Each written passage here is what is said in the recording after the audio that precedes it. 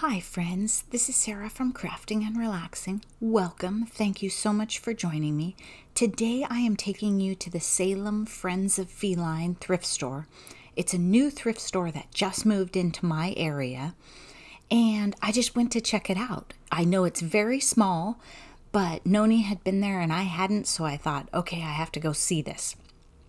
And in thrift stores, I of course wouldn't mind finding a CD holder, but I'm also looking for junk journal things that are inexpensive and inspirational, whatever it is. And I found this roll of player piano rolls. They were labeled auto music rolls or something. $3, you tell me. I think that was a pretty good price. I'm pretty sure I've seen them at reuse stores for $5. And I didn't pick one up for $5 because I was flying with only a carry-on. But in this situation, I was close to my house and it was $3 and I thought I'd like one. I did not know in this giant box which ones I wanted. So the way I chose mine was by looking at the box itself, right? Because if you want to do a cool project, maybe you want a box and a lid. I also looked at, did it have cool stickers on it? And some of them had art at the beginning. I actually only looked at 2, but this one didn't. It was just plain at the beginning. So I think that's a factor too. You're going to spend the $3. Do you want the longest possible plain piece of paper, or do you want some crazy art on it? I don't know. I have no idea. I tried to see dates. I didn't see dates. I also was looking at the color of the paper. Did some of them look more vintage, or did the 2 I checked, one more vintage than the other? So I chose that one. I'll show it to you later in the video in more depth. Then I headed over to the books and I found these ridiculous books that I didn't need. Oregon State University. It's like some sort of memorial book for that year. I don't know if you would call it the yearbook, but look how thick it is. It's like 1.5 inches or 2 inches thick. Tons of photos.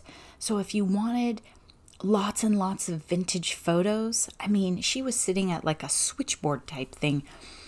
$2. I think their hardbacks were $2. There was 1965, which I'm going to show you next. And I think I almost bought this one. The paper is a little bit more yellow. I didn't think I would come home and use it. I thought I would bring it home and put it in the cupboard of shame. So that is a factor in whether I pick something up. I'm sure I have yearbooks in the cupboard of shame. If you haven't watched my videos, that's the cupboard I open and things fall out. But so I just left it, but I thought it was cool, so I put both of those in the video for you. Then I looked at the patterns. I thought you would be able to see them better, but I'll tell you, I didn't pick any up. They all looked like 70s to me. There wasn't anything in there that was super cool. I'm not sure in the cupboard of shame or anywhere at this point if I have any patterns. So maybe next time I'm in there, I'll pick one up. But I thought 25 cents, there's a good selection. I'll get one later if I need to. This place is super close to my house. So, I mean, I could check it a couple times a week. The sewing bags, they bundle them large, right? There's a lot of stuff in there, but like this one that I'm touching right now has gold and rickrack and all kinds of stuff. It was $5. I was tempted, but I knew I have a lot of textiles. The white tags were half off, so maybe if it had been half off, I would have picked it up. Then I found this bin, and it had a baby set of stamps in it. It's a pretty cute set. Doesn't look like it got used. It was $1. I mean, if you needed baby stamps, you'd want to pick that sucker up. I'm just kind of looking. I'm also talking to people as I'm doing this, so forgive my filming. This is a set of Stampin' Up! Christmas stamps. They're cute, really cute. Again, I don't need more. And then look at that pack of embellishments right there with the flowers and the bling. Here's a quote stack. It's all little boyish, and I have some vellum quotes that I haven't used as it is, but really fun. That looks, I don't know what it is, but it's like the hinge for a book. Merry Christmas. Just some neat loose items down in there. I didn't actually know what those were. I wasn't researching it that diligently. Pack of pens. I don't know technically what I was looking for at this point. I think I just wanted to see what variety they have. Some Stampin' Up! Pads. Okay, watch this. This is restraint, people. This is a bottle of brilliant blue re-inker from Stampin' Up. Brilliant Blue is one of my all-time favorite colors in the world. The bottle was only like half full, it felt like to me, and it's been discontinued for a while, and it was $2. So maybe when it goes off. In a thrift store, you have volunteers pricing things. They aren't crafters. They don't know that that bottle was probably less than $5 when it was brand new. Thanks, I owe you one, maybe two is what that stamp said. There's like a stamp there, you know, those Project Life stamps. I didn't look at it too carefully. I don't know. Maybe I need it. Ribbon. I don't need ribbon. I just don't. Here's a cute stamp. It has a little girl on one side and a little boy on the other. And this isn't a creative reuse like a craft specific thrift store, but it still had some good stuff. Magazines for 50 cents. I thought that was a little high. Maybe I'm wrong on that. Just random. I'm kind of at this point checking out their prices. The other thing about a thrift store is what gets donated, people will walk through and go, oh, I have that. And then they'll bring more of it. It will kind of grow.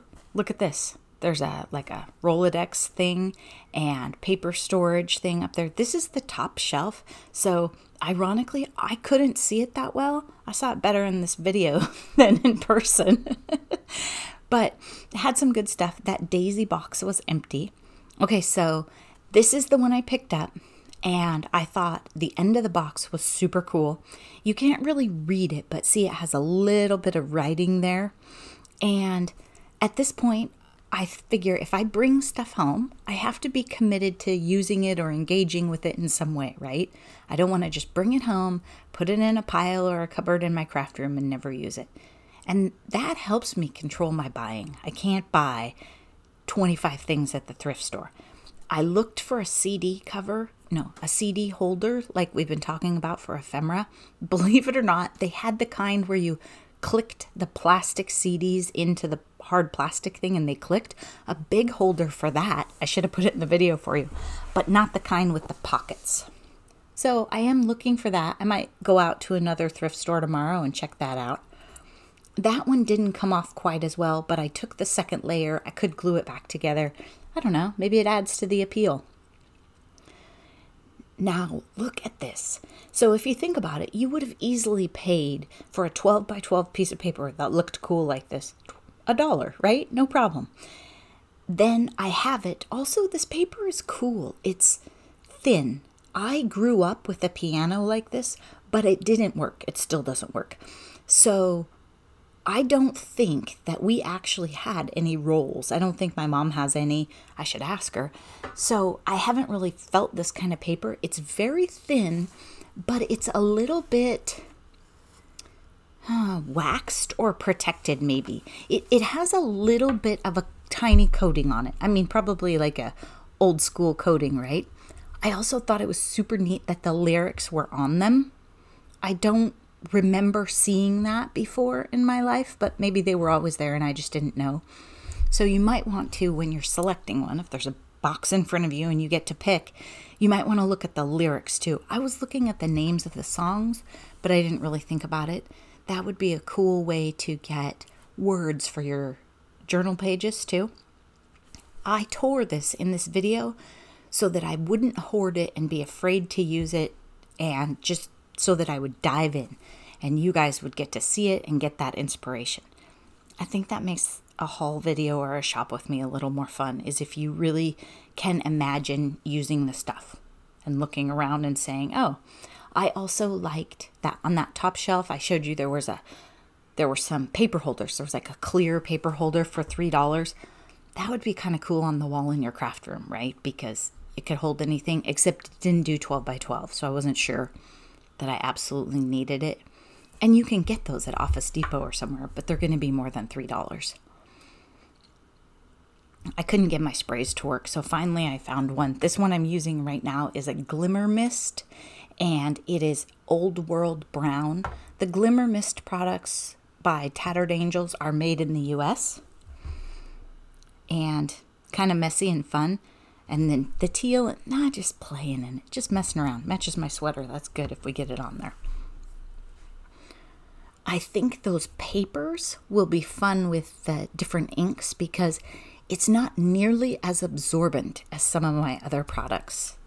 If you have super absorbent paper and you hit it with the spray, it sucks it right in. But this actually, because of the texture of the paper, the inks moved around on it a little bit, and I liked that. So there we go, just hitting it with a little more, wrapping it up. No plan, just saying, okay, I tore it up, I used it. I don't know if I'll do anything with the box. The box is almost fabric covered. And this piece I'm going to think about. I'm not going to just willy-nilly, I might hoard it, let's be honest.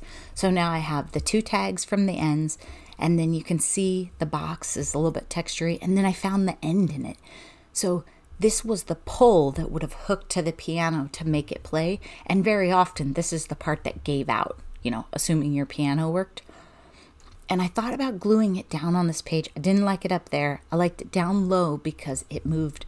It put black in a different place on the page. Then I decided I wanted to do more underneath it before I added it. Maybe you'll see that later. Thanks so much for watching. I hope this was inspirational for you. Bye-bye.